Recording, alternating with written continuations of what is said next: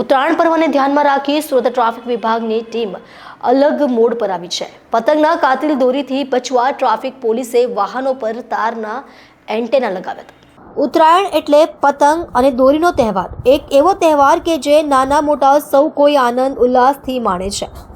ઉત્તરાયણમાં પતંગ ઉડાડવાની અને પતંગ પકડવાની મજા કંઈ અલગ જ હોય છે, તો રસ્તા પર બાઇક ચલાવતા લોકો માટે જીવલેણ સાબિત થાય છે।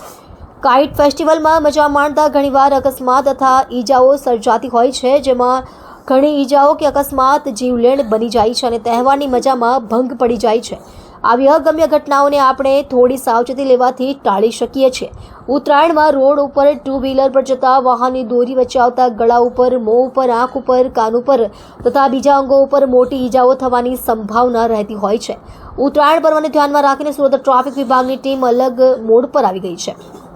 સુરત ટ્રાફિક વિભાગની ટીમ દ્વારા વાહન ચાલકોને ગાડીઓ પર તાર બાંધી સેફટી રાખવા જણાવ્યું હતું। પતંગના દોરાથી બચવા માટે ટ્રાફિક વિભાગની ટીમ દ્વારા વાહન ચાલકોને રોકી ગાડી ઉપર તાર બાંધવામાં આવ્યા હતા।